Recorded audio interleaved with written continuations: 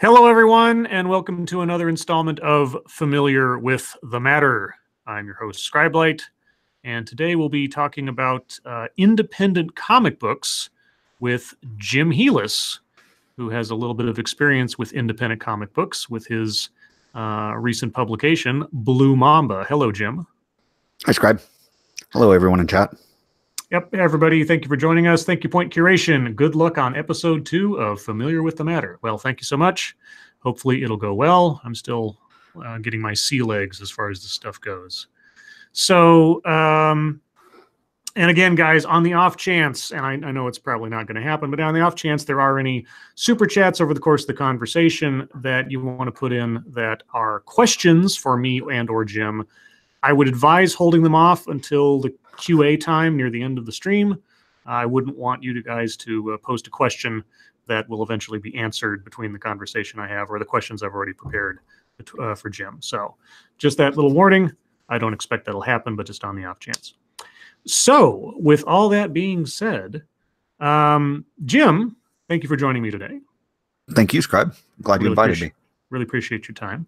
So I am, as anybody who's listened to Lords of the Night or anything else might know, something of a comic book freak in my own regard. Mostly Marvel, but bits and pieces elsewhere. So comic books in general have always been a bit of a passion of mine. Specific artists, specific writers, and characters and such. So in your realm, what life and or career experience makes you familiar with the matter of independent comic books or comic books in general? Oh, goodness.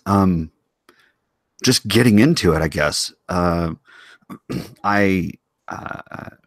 decided to go to a comic book convention one time, and I appreciate the art, and was talking to a bunch of the artists that were there, and said, you know, I think I can do this. I think I can write a story and cultivate an artist and get a book out there and see what happens. And over the course of about a year, went through learning the process, getting to know people on the independent side of comics and the indie artists, and learning the ins and outs of self-publishing a comic book, which was crazy at some times and very intuitive, and other times it was a lot of fun. So prior to being inspired to do this, you had no experience in the comic book industry, either as a writer or an artist? No. I've done writing in the past. I've been an entertainment journalist and entertainment editor and freelance writer in the past. But as far as comic book goes, no. I mean, I've been a fan since I was 14 years old. But had never gotten into the creation side of it until this idea. And I knew that if I was going to do this, I needed to do it right. And so, I made sure to surround myself with the right people and just did it. Just jumped in with both feet and said, I'm going to do this, regardless of what happens. All right. So prior to getting into this, what's your background? What kind of education or work experience do you have? I mean, without giving any, really personal details away, but in general. I'm an IT guy. Spent some time in the military. It's no secret. But outside of that, I work with computers all day long. And comic books have always been an outlet to, have a little bit of escapism. Mm-hmm. And I'm a big movie buff. I love going to a movie theater and just being immersed in a story for a couple of hours. And I think that was something that I definitely brought to Blue Mamba, was trying to bring that immersion to people's experience when they read it. So when you were growing up, what would you say were your favorite comic books? When I was a little kid, I didn't read comic books. When I got older, junior high school, I was introduced to comic books by a friend of mine who was a huge Green Lantern fan. Mm-hmm. And Let me back up just a little bit. When I was a kid, a younger kid, I loved the Wonder Woman television show. Linda Carter, absolutely. Okay. Sure. But the comic books were not an interest to me at all. When I was older, junior high school, like I said, a friend of mine got me into comic books. He was a big Green Lantern fan. He's been collecting, oh goodness, he's been collecting Green Lantern since 85. Wow. And I got into it a little bit with him. And since then I've been primarily a DC fan, but I enjoy some of the Marvel titles as well. I fell out of reading comic books in my early 20s, just as adult things came about.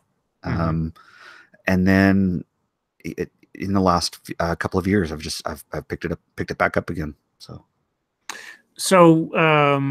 out of your comic book passion, I guess I should say, are there any particular writers or artists that really either made an impression on you or inspired you as you went through comic books? Right now, probably the person to top that list would be Sean Gordon Murphy. Okay. His run with Batman White Knight was it was not what anyone expected it to be, and it came out to be a great story with great art. And beyond that, let's see, artists. I really enjoy John Timms right now. He's on Harley Quinn currently, and he has a way of drawing psychotic women that just that just makes you believe that the character is a little unhinged. He's drawn both of my main characters for personal commissions, personal use. And I've promised him that the day his exclusive contract with DC expires, I'm going to snatch him up, because I want him to draw Blue Mamba. Absolutely. Let me think, who else right now?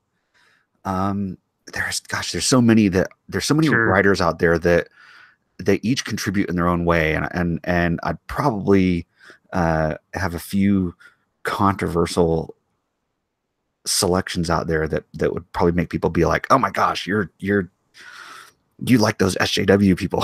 Yeah. Yeah, because when I was growing up reading comic books, I was mainly a Marvel guy, Spider-Man in particular, and the Punisher. And it got to the point where I could discern when I saw artists that were trying to imitate others, or I could spot a particular artist's work, even if it was earlier in their career. It's really weird because as I understand it, what artists will do when they're taking over a run on a comic book is they will, for a couple of issues, tend to emulate the artist previous to them to try to transition the visuals for the audience. And unbeknownst to me, I had the issue where Eric Larson on Spider-Man took over from, I think it was McFarlane. I'm not quite sure. Something like that. But I had the issue where it was his first issue of Spider-Man. And even though I could see how he was doing somebody else, he was imitating someone else, I got this, I recognized this issue after I had been much more familiar with Larson's work on Amazing Spider-Man way into the future. But I could see like the hints of what his art would become for the book as time went on, because you kind of see those little artistic conceits that go on there. Did you become any kind of artistic connoisseur or writing connoisseur amongst particular books or characters as you went along? I'm starting to develop the art connoisseur side of it. There are definitely people that I like, and depending on their style, depends on what I like them for. For example, Chrissy Zulo she's coming up fast as an artist goes, but she's not she's not the type to do serialized comic book. She's more of a pinup production artist, but she's got a few DC statues in the works. She draws. Her style is very unique, very focused on what she likes to draw. That just doesn't fit a mainstream comic, but it might fit like a kid's book. I've said, like I said, with John Timms, I like his work. His art is definitely more the adult style. It's women are tall and slender, men are very broad shouldered and muscular, and you find I'm starting to find artists out there that you know what their niche is. You know that these people are pinup artists. These people are serialized art people, and these people over here, they're your cover artists. They're your splash pages. They're the people that you go to for the big production pieces. But I while I can recognize some people's art fairly quickly, I try not to I try not to pinpoint art to a specific artist, because I would rather I'd rather enjoy the picture for what it is than who it came from. And so typically the very last thing I look at when I see new art is, oh, who drew this? And I do the same thing with writing. With stories that I read, I don't particularly care about who wrote it until after I've finished reading it. Sure. And have decided, whether I like it or not, because I may go into it saying, oh, Gail Simone wrote this, I'm probably not going to like it. And right. But if I read it first and then I realize that I do like it and go, oh crap, Gail Simone wrote this. Do I have a fever? Holy crap. Right. So yeah, I still can't quite get past the fact that this entire project for you has only been essentially a year in the making. Obviously, I'm assuming you thought about it longer than that prior, but nope. You just sort of like decided, I'm going to do a comic book, and just a year later, here you are. Yeah. So now, do you have any writing background? Like, do you have an English major? Do you have any experience in screenplays or writing stories or anything like that of a educational or even professional nature? Well, like I mentioned earlier, I was an entertainment journalist, entertainment editor for a little while. Okay. But screenplays, scripts, comic books, especially, no. I essentially, I just sat down one day and outlined what I wanted the story to be. I had the first page, or page one of the comic, already conceptually done before I even started my outline. And I knew what I wanted the story to be, and the dialogue just kind of flowed right out. And what I did from there was I needed to find an editor that absolutely knew dialogue 100%. And I could have easily sent out emails to editors all throughout the comic world, and probably could have picked, found one that would say yes and charge me $500 to edit 20 pages. Sure. But instead, I went off of one of these sites like Fiverr or something else. I forget what it was now, but found a guy who would edit my comic or edit the book for $50. And turns out he is an owner of a company that produces short films and such for marketing purposes. So this guy's got script experience. He's got cinematography experience. He understands, storyboards, which are basically comics. And he was able to go through it with me really quick and say, okay, adjust this, take this and move it over here. And I was happy to see that it didn't need a lot of work, but at the end of his editing process, I was able to see why I needed to adjust things. and what's out there in the book is the end product of that. So, see, I was gonna, not knowing your background and everything, because I came Mhm. into this relatively blank. I was gonna ask down the line, like, what advice would you give to someone who wanted to start out in this? But you are that guy. You basically just started out in this. You just one day decided, I'm going to do this, and then walk through the steps to do it. So, yeah, yeah, I just jump ahead a little bit. So, obviously, the first thing is to have an idea for what you want to do, absolutely. which you can't really teach somebody per se, but and then just seeking out an editor for what you've come up with. Do you have to have the entire like series or issue written out before you go to the editor, or you just have to have like the first opening script, or how does that work?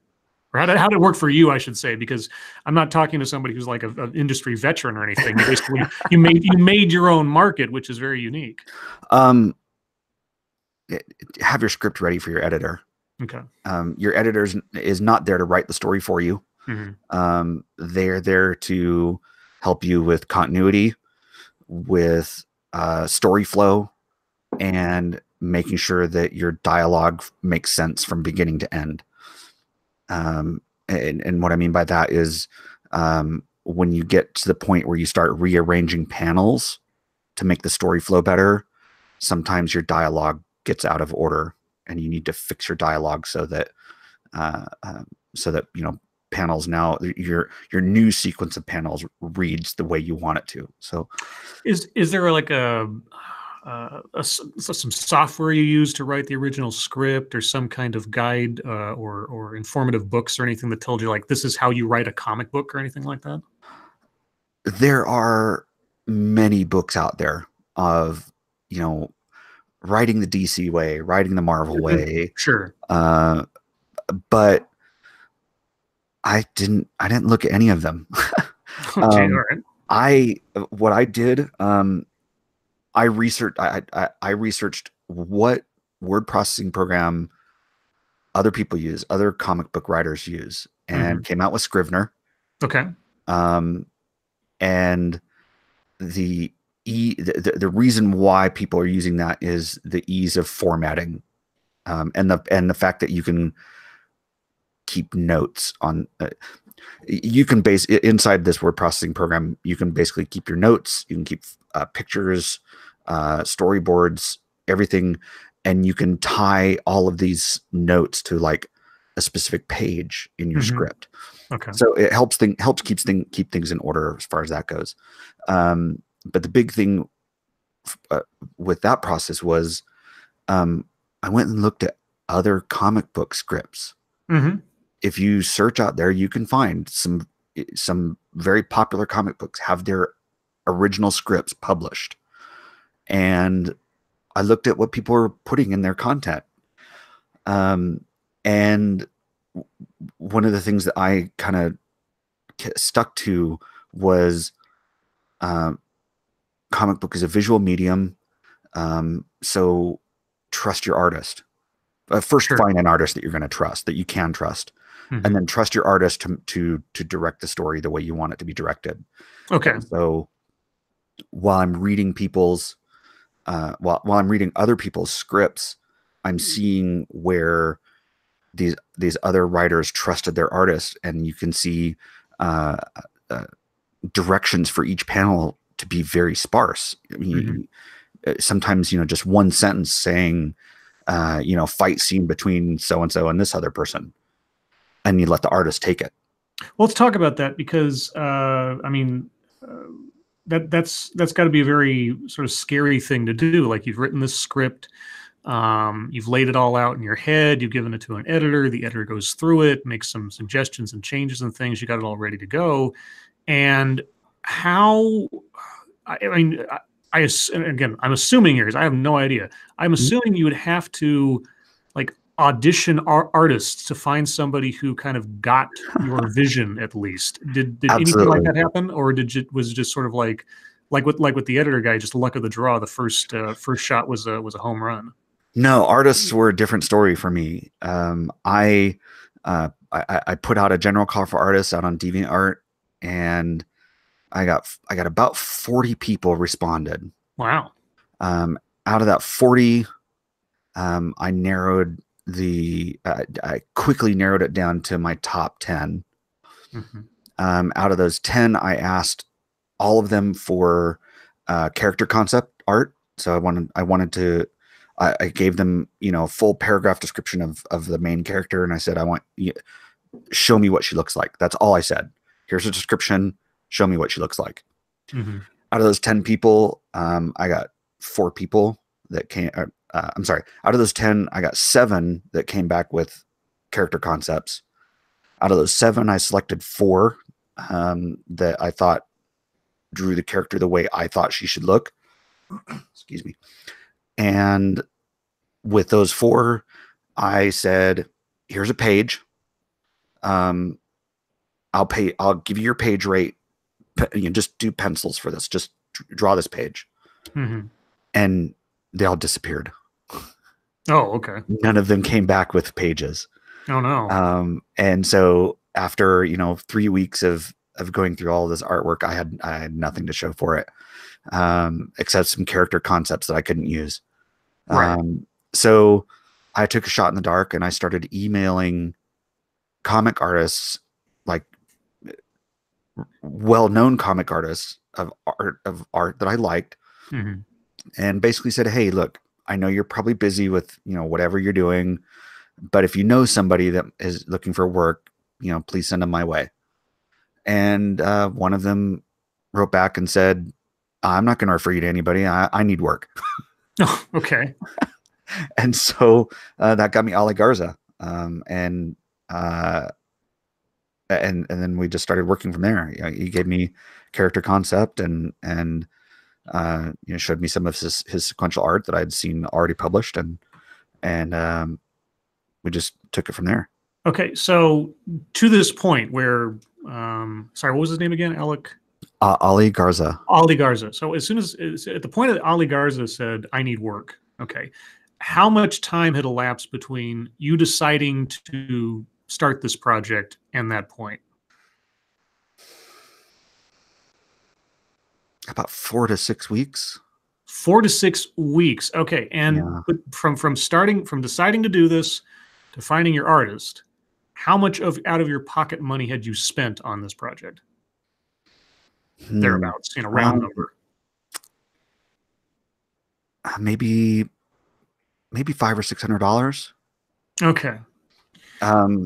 Because with all the artists that I went through, so the artists that I picked to do character concepts, I paid them for their character concept. So there was the money for that, and and depend on who, each one of these people had different rate for their character concept and whatever. At that point, I hadn't.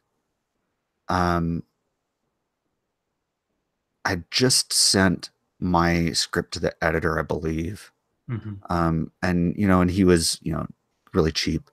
But I had other things, going on in the background, marketing things to get ready for, and setting up website. And no, we'll talk about that in a minute. But I'm curious about the core stuff. So, now, what is Ali Garza's background in comic books? What kind of experiences he had prior to this? Ali Garza's been drawing comic books for over 20 years now. Off and on, here and there, he's been in and out of the industry. But I think his most recent big 2 publishing work was Arachnite for Marvel. And it was just a 2-issue thing. But other than that, he's been doing art for several independent comics. And he's got quality art, and that was the big thing for me is once I had the disappointment of the unknowns not even showing up to get paid type of a thing, I decided that I didn't really care so much about how much it was going to cost. I was going to pay for a good artist. Sure. And my thinking at the time was, if they don't like the story, at least they'll like the art. Now, when he came onto the project, did he bring with him any advice or contacts or anything that helped you along the way? Um, I went for I got my colorist from him. Okay. And I think that's more of a respect thing with Hmm. the artists. An artist is never going to tell you no. If you have your own colorist that you know that you like to work with, that's fine, you know, whatever. Um, but you know, these people know each other. They've probably worked with each other a few times already. But artists know what colorists they like to work with. Sure. And so from my perspective, it was okay, Ollie, you're going to do pencils and inks for this. Who do you think's going to be the good colorist? Give me a name. And he Yeah. gave me a name. So, and that's who we went with. Yeah, sure. I mean, because basically, you know, in all for all intents and purposes, you're the producer of the film, let's say, or and the director. You've got your director of cinematography out of Ollie, and then he knows who he needs to work with to get the best Right. everything laid out, which is Right. Right. got to be a fringe benefit. So now, all while all this is going on, you've already started doing marketing for the book. So before we get to that, tell us about Blue Mamba, where the idea came from, the overall sort of concept of the character in the world that you built for this comic book. Oh, Blue Mamba came out of a conversation I had with a guy at the local comic shop. He and I kind of been friends since then. Um, but the idea was, can I make a comic that both the left and the right will enjoy and hate at the same time? So you had political considerations when you're trying to come up with a concept. I I did, but I didn't want it to be I didn't want it to be a politically focused story, it even though it alludes to it. Okay. Um, the idea was, how can I develop a character and a story that um, feminist, lesbian, LGBTQ, social justice warriors are going to enjoy because of her uh, because of her character traits, Hmm. but are going to hate because of what she does, what she believes. Hmm. And the right are going to enjoy her for what she believes and are going to hate her for what she is. So, Uh, so this, and correct me if I'm simplifying this too much. The basis for starting this comic book was a thought experiment of how to oppose some of the trends in the comic book industry right now. yes, absolutely. Okay. All right. So that being the case, the back of the action figure summary. Who is Blue Mamba and what does she do? Blue Mamba is a former Marine turned assassin. Uh, she's married to her beautiful wife, Echo. They've been, you know, they're in a loving, wonderful relationship. Um, and Blue Mamba while she was in the military, while she was in the Marines, she was selected to be in a uh, gender equality program. Ah, And so she was sent to training, you know, Marine recon, a lot of hand-to-hand combat stuff, a lot of oh, a little sniper, little GI little Jane. GI Jane stuff. Okay, Yeah. yeah, okay. And as she was about to graduate the program, um, the funding got yanked, and so she got, you know, kicked out of the program and was basically told, "Hey, you can't do what we've been training you for the last couple of years, so we're going to stick you in your traditional job, you know, over in the motor pool or whatever." Hmm. And so she got out. When she got out, she was picked up or contacted by this uh, right-leaning congressperson, senator type person, who had been kind of tracking her career in the military, and said, "Hey, I've got something you might be interested in doing. Turns out he wanted someone to do wet works for him. Mm-hmm. And as a cover, he got her a job at Homeland Security. That gives her the access to to intel that she needs, and gives her the excuse to be flying around the country a lot, and gives her a legitimate day-to-day paycheck, on top of the money that he pays her to do her other work. Mm-hmm. And we pick up her story with Blue Mama #1. We pick up her story where she's been working for the senator for a little while. She's done a few jobs, and this is her first of a set of jobs that fall into taking care of the modern day social justice movement. Okay, so you got this. You got the script. You had it edited. You got some. You found an artist. You got some artwork done. But now you need to market this character. You intentionally want everybody to love and hate at the same time. Mm-hmm. You have no prior experience in the comic book industry. You do have some experience in entertainment writing and such. So did you take any knowledge from that part of your life into marketing a comic book, or how did you learn to market a comic book, or at least start out that? I still don't think I've learned how to market a comic book. Okay. Really, it was just spreading word of mouth. It was talking to people who, at the time, had risen a little bit faster than me in the independent comic book world, and had built up a bit more of an audience than I had, and basically said, "Hey, you know what? Can you and I talk about my book, and maybe I can get your audience interested in this, and see where it goes." Some people will tell you that you need to spend a year building an audience before you publish your first book.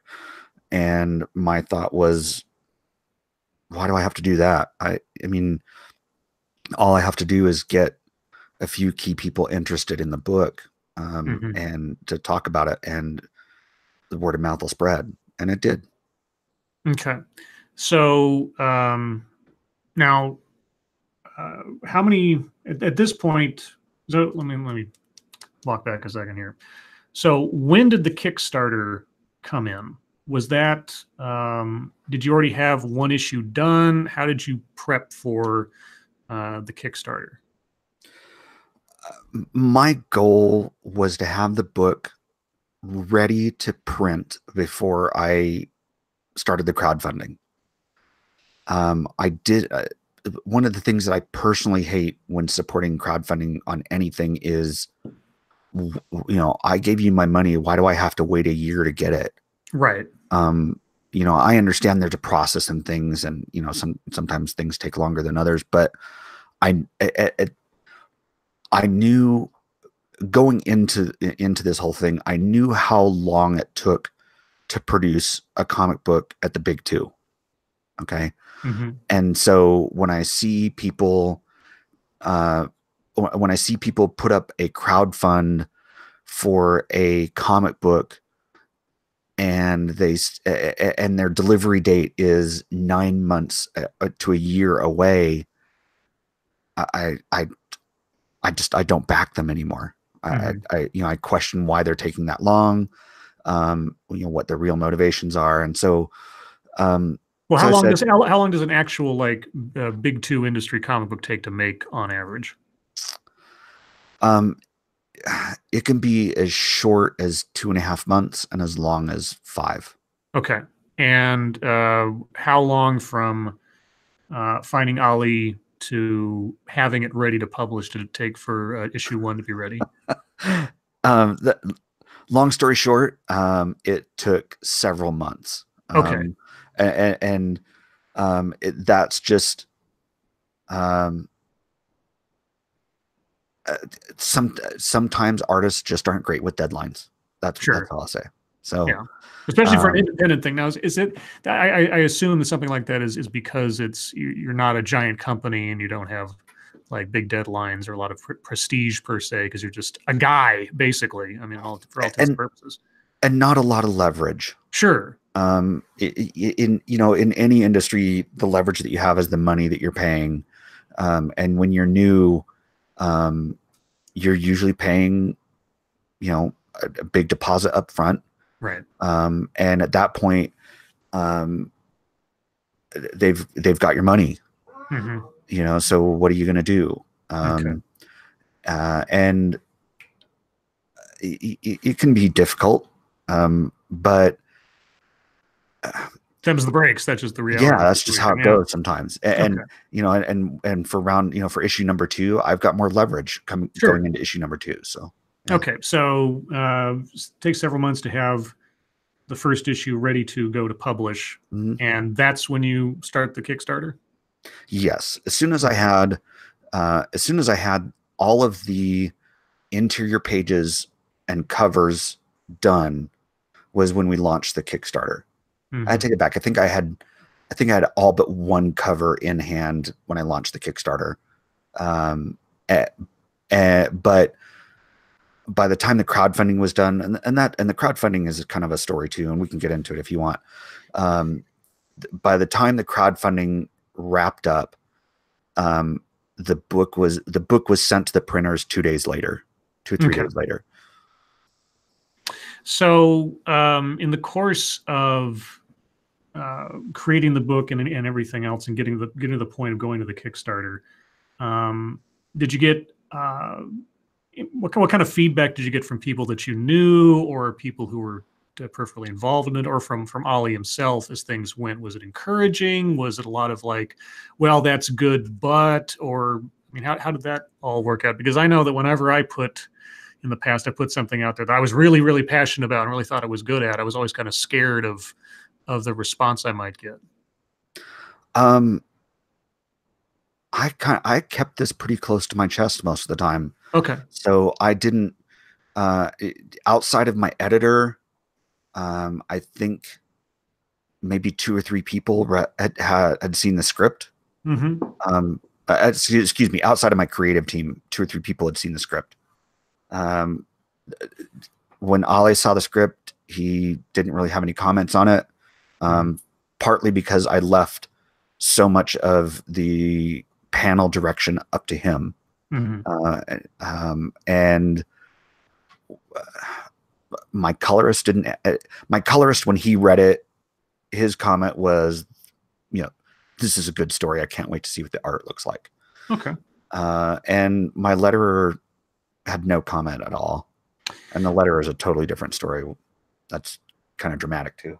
So I just thought to ask, so how stressful is it? And did you have this experience when, like, the artist sends you back, some proof copy of what he's doing or whatever, and you have to like correct him or critique something a different direction than all this time you spent on something? Is that stressful? Were you ever hesitant to sort of contradict the artist, or did you feel it was a more collaborative relationship?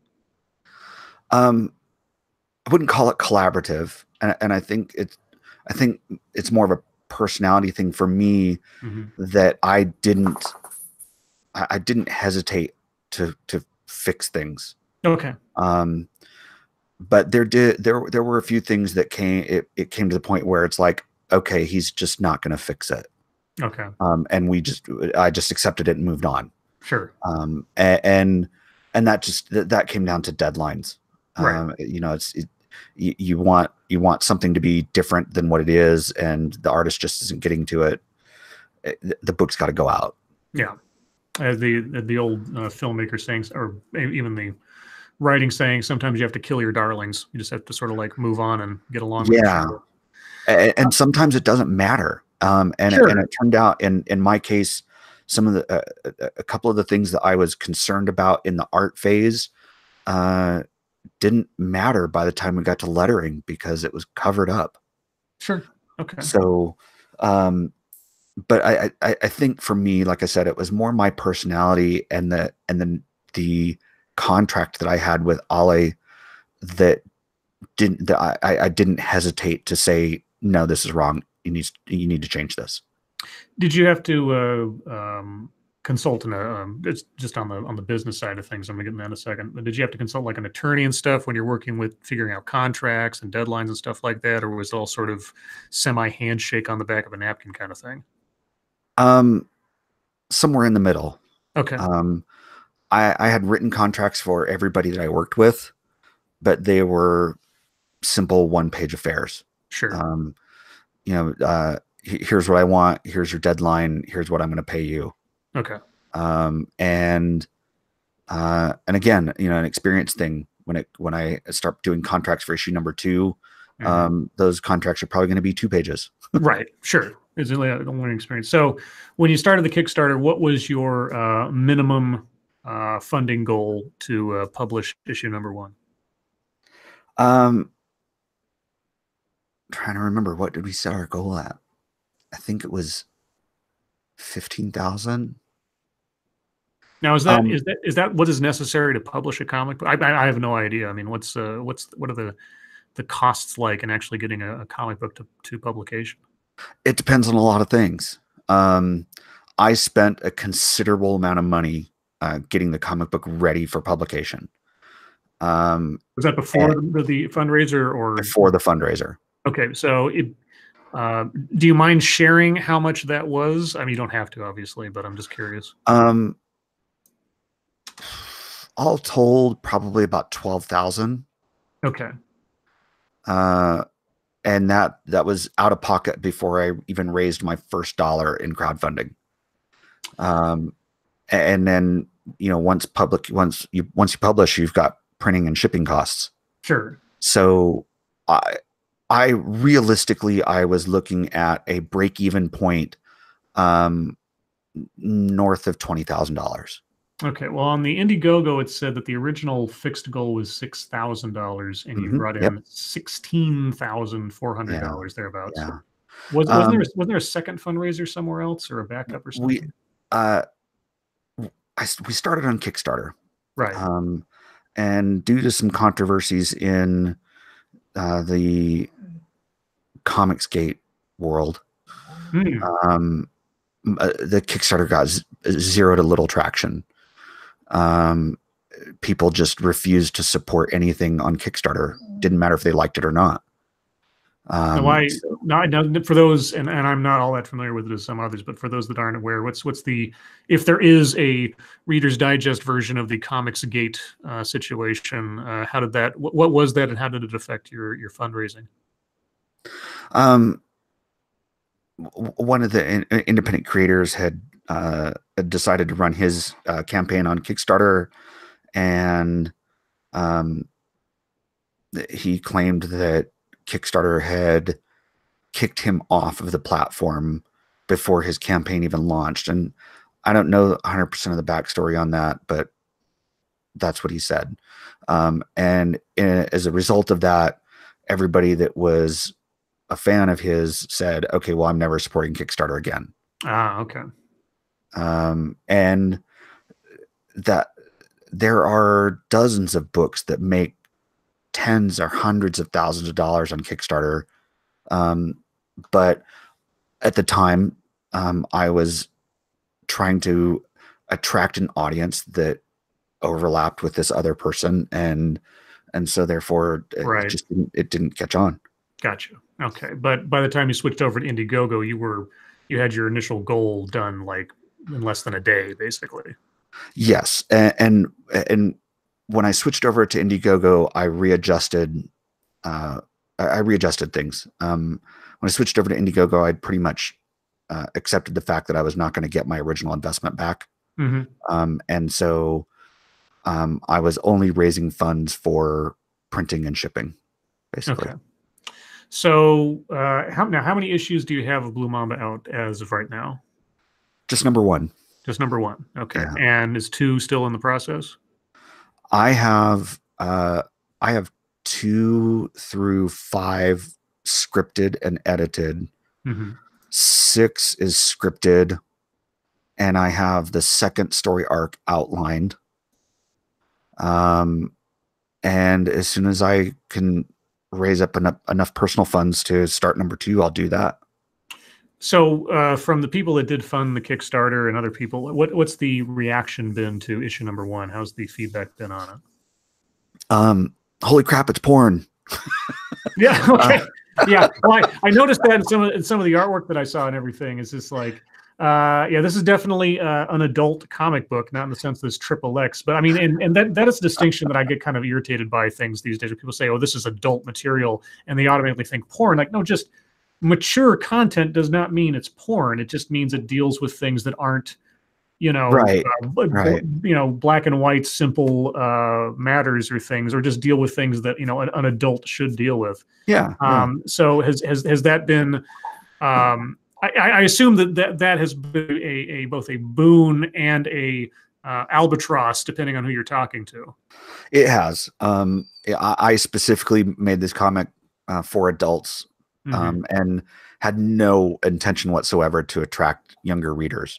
And because of that, some of the bigger names in the independent comic world felt it was inappropriate to support.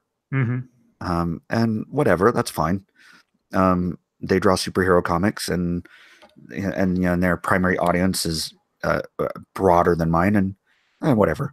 Yeah, well, there's always been an audience for like the more adult independent stuff. I mean, I remember growing up, like heavy metal and and Crumb and Usagi Yojimbo and all these other sort of like independent comic books that, I mean, in the original Teenage Mutant Ninja Turtle comic books were not happy, fun, fluffy stuff. There was some dark stuff going on in those comic books. Most people don't remember this, but I was always, as a kid, drawn to those things because it was like, the forbidden fruit, that which you can't have kind of thing. You had on the rack, you had Superman and Spider-Man jumping around, but then on the top shelf up there, you had the graphic novels where you had all like the stuff that was in black and white and pulp paper and everything, and it was all unrated and uncensored. And I would have thought that the market for that would have only just grown over time with people looking for things beyond just your regular superhero stuff. Is there a market for it, or do you think you just haven't quite latched onto the right spot yet, or maybe you need more issues out or something? I need more issues out. Yeah. There's absolutely a market for it, but comic fans, your generic comic book fan is not looking to read a Blue Mamba. Even in spy and intrigue type stuff, they're looking to read a James Bond comic. They're looking to read a Kingsman comic. But most comic book people gravitate toward the superheroes. Right. And it's the escapism thing. It's the qualities about those characters today that attract readers today are the same qualities that attracted them 50 years ago.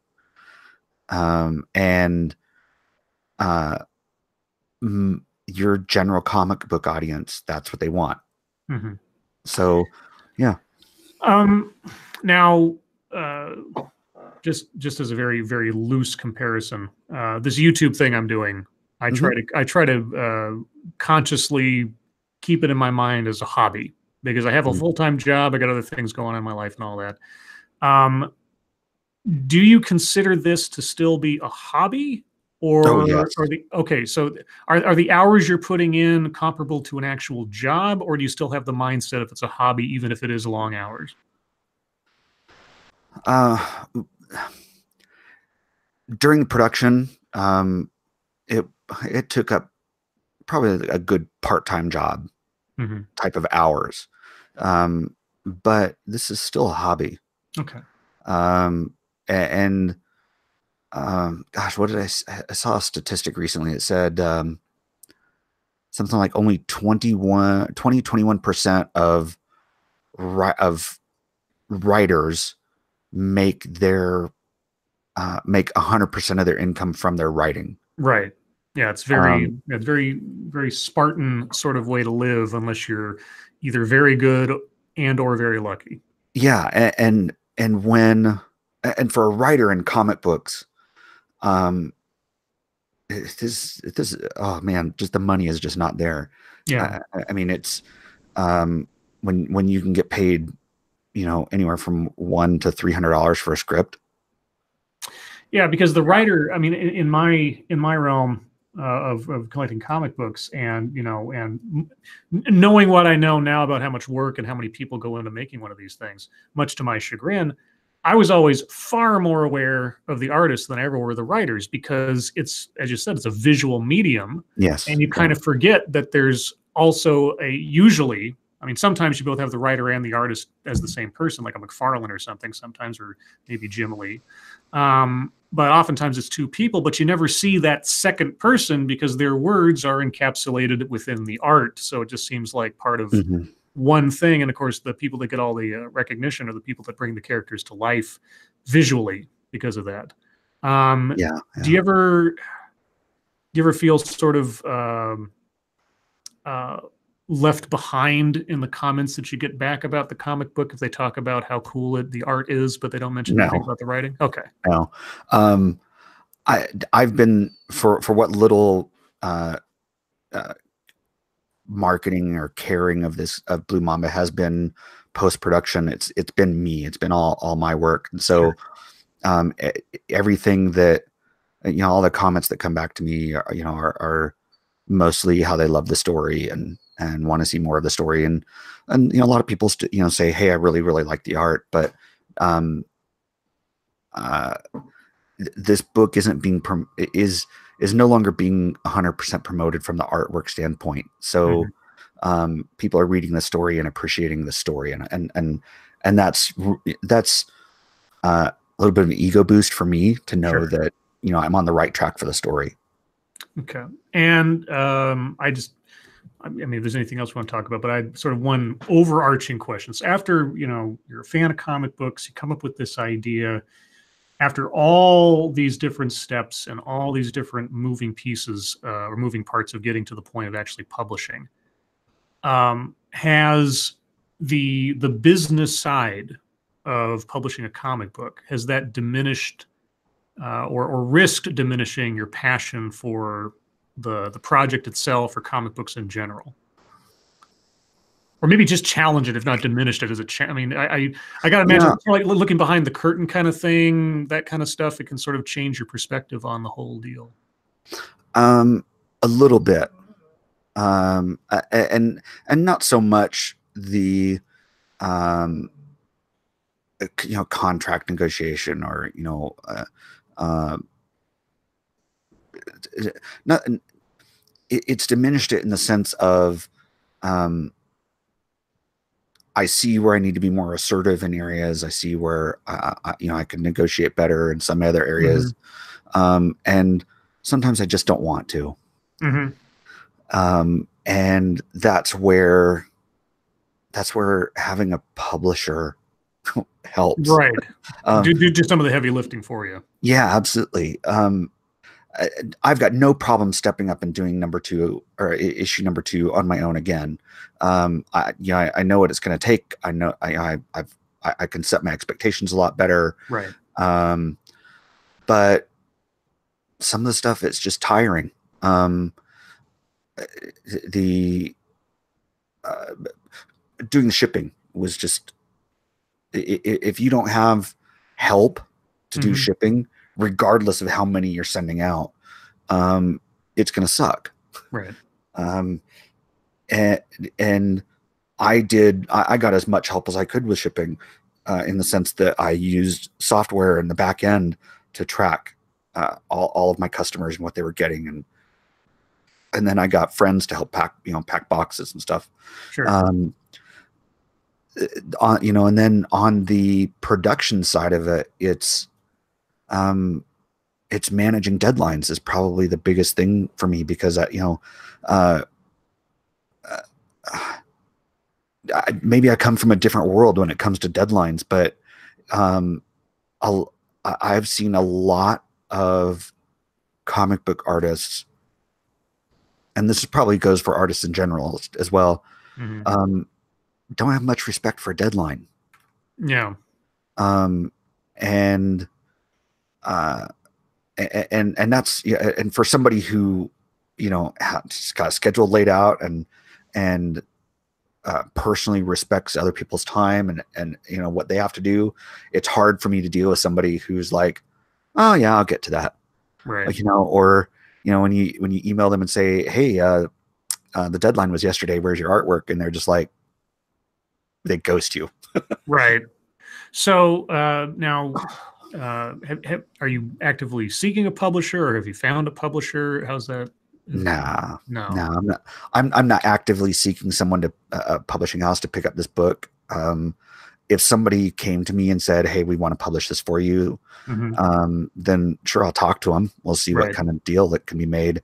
But I'm in no rush to, you know, go out and find somebody who wants to pick up this book and and run with it. Partly because, like I said, it's still a hobby to me. And you know, when you pick up, when a publisher picks up your book, now instead of the deadlines I set, I have to work to the deadlines they set, and that to me is not a hobby anymore. Do you ever? And this is the last question that comes to mind before we can move on to other things. Do you ever think to yourself how much more difficult this whole process would have been 20 years ago before all this software and everything else? From a script perspective, no. Well, from like a publication perspective. I mean, if somebody wanted to do which you did, but do it without Scrivener, without email, without being able to sort of put an ad out to the world, etc. I was trying to imagine in my head, like, everything that you've talked about. It's like, it just sounds, I mean, it all sounds very logical, very procedural, but I think to myself, but what if he didn't have a word processing program? Or what if he didn't have deviant art to put an ad out on, et cetera, et cetera, et cetera? Like, how did the old timers do it? I mean, I have no idea, but I just think to myself, God, that must have been a Everest climb right there. 20 years ago, a self-published comic book was photocopied at Kinko's and stapled together by hand. Exactly. Yeah. And your artist was your buddy from some other class. And you did hand lettering. So the difference now, it's just the technology, really. I mean, you can self-publish a book very easily. Right. And that's not to discount the people who have done it and have worked hard at doing it, but it really doesn't take anything to self-publish a book. It doesn't even have to be a good book. Oh, you know, I'm aware of that. I've had some associates in the past who've self-published books, and they give me a free copy. I'm kind of like, oh yeah, great. Yeah. But you know, but all credit to them. You know, I haven't written a book, whether it's good, bad, or otherwise, and I haven't published anything, so I got nothing to say on that. You know, but and with the ability to do print on demand, sure, it takes such a small investment. Because if you have a buddy do the artwork, you do the script and the lettering, then you upload the art to one of these self-publishing sites that'll do print on demand, right? And then you spam the link out to all your buddies. Yep. And you're done. Yeah, I've completely the different medium, but like DriveThruRPG does that. It's like people upload their role-playing books to DriveThruRPG, and if you get a print on demand option, or just download the PDF, whichever you want. I mean, sometimes I have to stop and think just how, you know, because like Monkey and I and anybody around our age, we remember when none of this existed. You know, we have a notion of what the world was like before any of this stuff really was available. Yeah. And so it still seems like magic to me sometimes when people say, yeah, I wrote a book last month and I just sold 70 copies on Amazon. Like, what? It's just like, yeah. Well, anyway, so before we move on to questions, just for everybody's edification, in the description, there's a link to the Blue Mamba website, the Blue Mamba Twitter. So anything you want to know about Blue Mamba, right there. And of course, Jim Healis's Twitter address as well, if you want to follow him. Is there anything I didn't ask about, or anything you wanted people to know, or whatever? Because, like I say, I'm not gonna fall on these training wheels too much more. But I'm still new at the whole interview thing, so if I miss something, let me know. I think we'll go back to a little bit of inspiration on Sure. this. One of the things that I think it was maybe a little bit of a handicap in relation to other people is I'm a movie buff. I like a visual medium, and while I enjoy reading, comic books are like this in between a novel and a movie.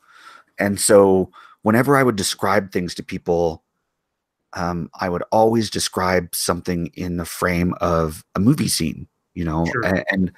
And while it took some conscious effort on my part to remember that the pictures in a comic book don't move, and I can't convey the same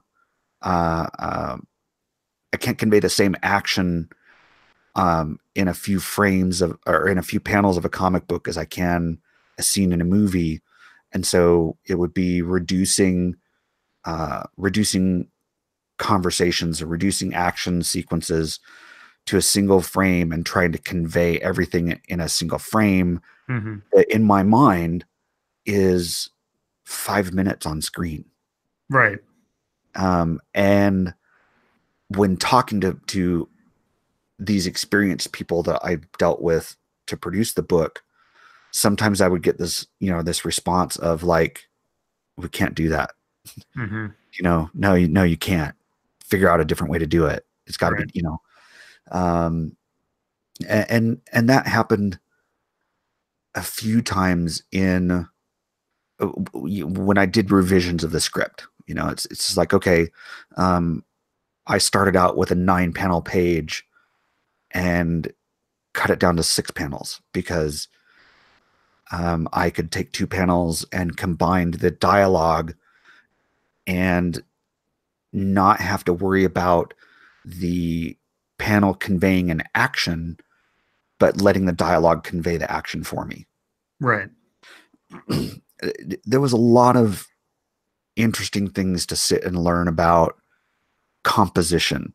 And always reminding myself that coming from a movie fan part of this, I would think of a comic book as like a storyboard.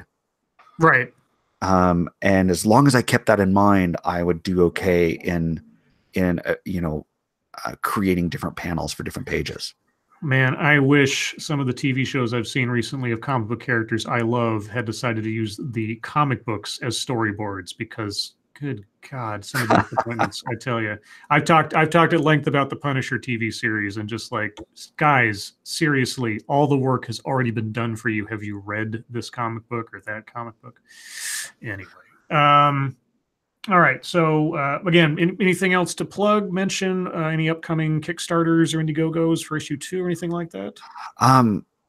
Not yet. Okay. I'm like I said, I've got the script for issue 2 written and edited.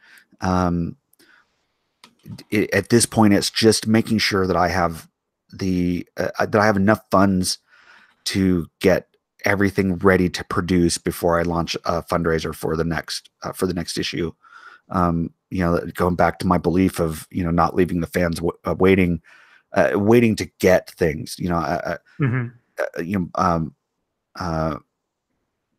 Blue Mamba came out late last year, and so granted, people are waiting a little bit of time here for the next issue to come out, but I'd rather have them. I don't want people giving money and then saying, why am I waiting months? So, sure. No, I understand. Yeah, that makes sense. I mean, I appreciate people who do. The few times that I have funded a Kickstarter, I've been left holding an empty bag in some instances, and that's just the risk you take. But some of the better ones I've been in said something to the effect of like, yeah, I'm all ready to publish. The money's just for the publication costs, or if you fund this project now, you'll get a free copy of my last project, something like that, in order to sort of like say, I'm not going to leave you hanging just because there's got to be a necessary delay. So I appreciate that, people. And on the crowdfunding part, I think a lot of people who who support comic book crowdfunding don't get to see what's behind the curtain as far as where that money's going. Mm-hmm. And this is a big handicap for me in my position doing Blue Mamba. I have to pay for an artist. Right. And most people who are putting out independent comic books on Kickstarter or Indiegogo are the artists. And they don't factor their time into the expense of the comic book. Okay, gotcha. So for example, if I were to, let's say for issue number 2, if I were to go for another, let's say if I went back to Ali Garza or the same level of artist again, paying the same rates, I'm looking at like $22,000 to break even. Right. Okay. To break even. That's no money. That's no money for me. Right. And you put up a crowdfunding site and tell people you need $22,000 to produce a comic book, and they don't believe you. Right. Because, Joe Schmo in this other crowdfunding thing is putting out twice as many pages and only needs, $10,000. Mm-hmm. And it's like, yeah, well, he's drawing it all himself. Sure, right. He's not billing himself for it, right? Yeah, and depending on who you're getting for an artist, you can be paying anywhere from $75 up to $300 per page. Does it help to put like a little pie chart on your Kickstarter saying this is where the money's going, this much is going to the artist, this much is going to that, just to sort of let people know that it's not this isn't some kind of overinflated sort of slush fund or nothing? Sometimes that helps. Yeah. And I think I personally like seeing where the money goes, without divulging, what you're paying people. Sure. But it's hard. It's hard to get support from on a crowdfunding effort when your goal is so much more than what other people's goals are. Right. And especially when you know that you are more likely to reach that higher goal if you set your initial goal much lower. Right. Let's get some questions from the chat. Thank you, chat. Random American wants to know, what is the practical minimum number of copies a run would need to be viable? I'm assuming that in your case it's different than, say, a big publisher, but in your case, what would you think is the bare minimum? It comes down to print costs. Mm-hmm. If you're doing digital, it doesn't matter. It really comes down to what your costs are in the book. And yeah, I could get into the math of it all, but it's so individual. Right. For example, for print copies, you could pay anywhere from $1 to $4 per print copy of a 24-page book. Okay. Depends on what you print it on, where you print it. I could have easily saved probably 40% of my print costs if I had outsourced it to China.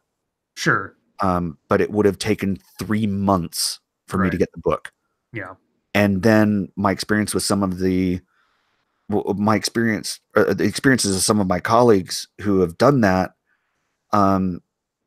they wait 3 months to get the book only to find out it was destroyed in shipping, or it's unusable because they boxed the books wet. Oh, geez. And so it gets reprinted, and now you're another 3 months in. Right. And probably another cost, and who knows what. Yeah. So, um, as far as viable goes, it all comes down to your own needs Hmm. on what kind of money you need to make. Okay. If in my case, because this is my hobby and I have a day job and I make decent money at it, um, I can kind of absorb a $10,000 loss. Hmm. It sucks, Sure. but It's it not fatal. didn't stop me from making the book. All right. Data Wasteland Jim, would you let DC or Marvel buy your content if doing so cuts you out of the process? Fuck no. Okay, this is your baby. Yes, Okay. only to the end of that question. Okay. If DC or Marvel came to me and said, "We want to publish your book," um, great. All right. What are you offering me? Right. If they said, we want to buy your character, Hmm. um, uh, what are you going to do with it? Right.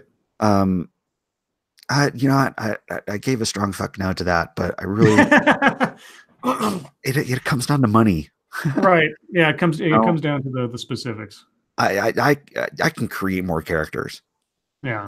But if DC or Marvel came to me and said, hey, we'll give you $250,000 for Blue Mamba, Hmm. um, maybe. Yeah. Tough time saying no, but yeah.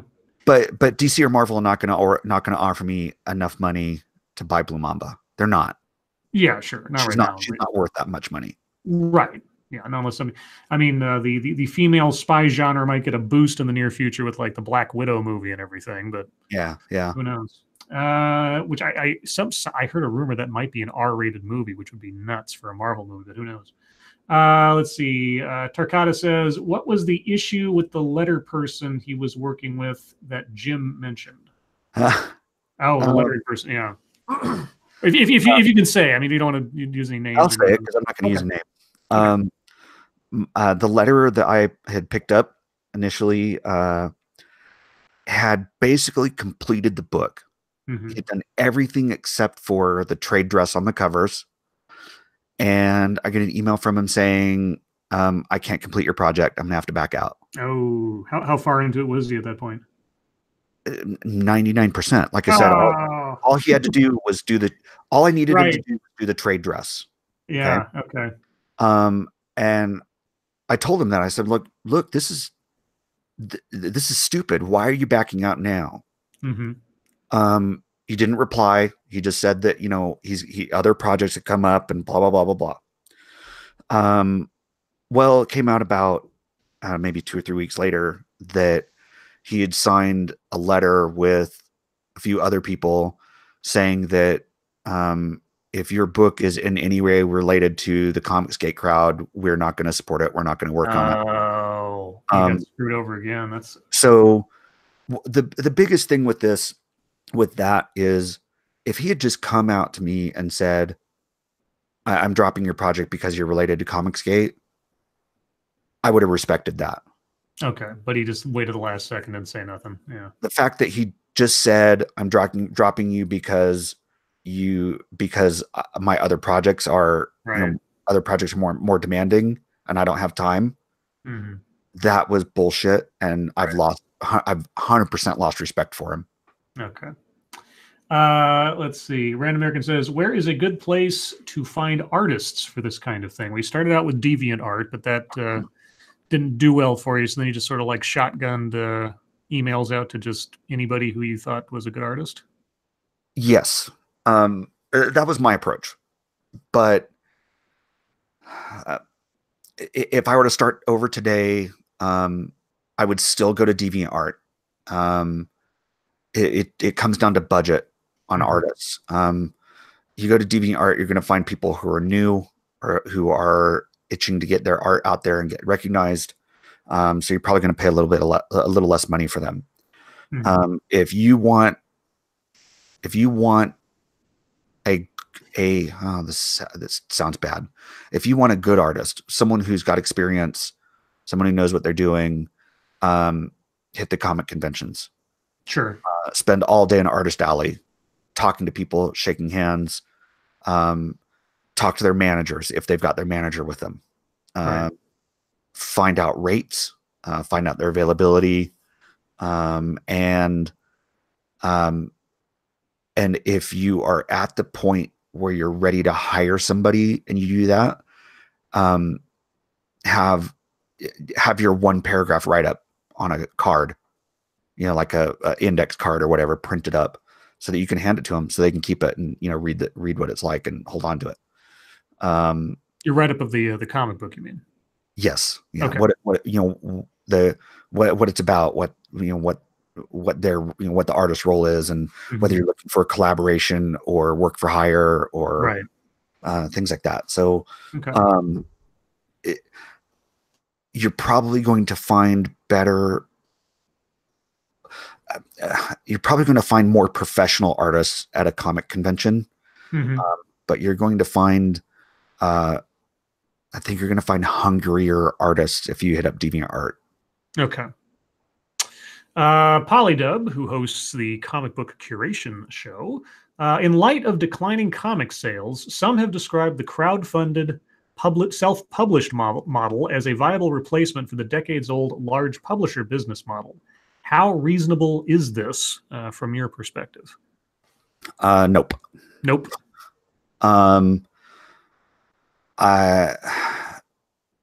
The self-published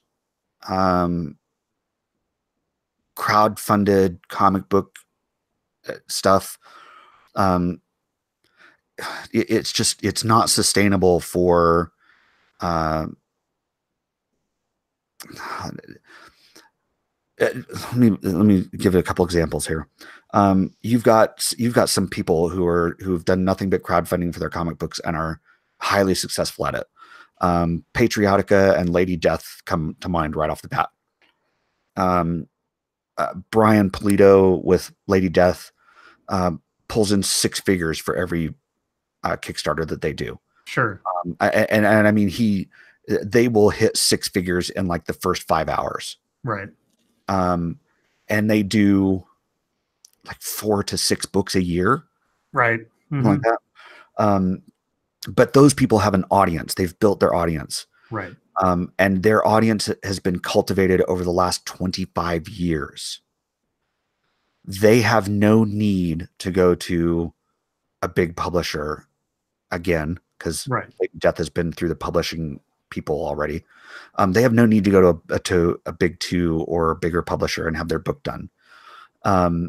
Patriotica, Ron Z has built his audience, and he will, as long as his books, stay with their current style, he will have his audience, and he'll consistently make $20 to $25 to $30,000 per book.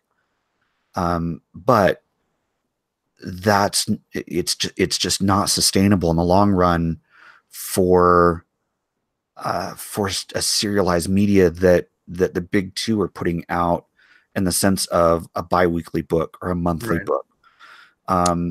People cannot afford, your audience cannot afford to drop $30, $50, $100 every month. Right. So do you have any notion of how successful your first time independent comic book process has been compared to others in a similar situation? I don't even know if you would know that. Not nearly.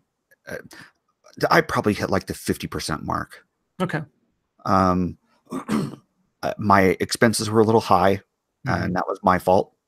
And I didn't raise as much money as some other people.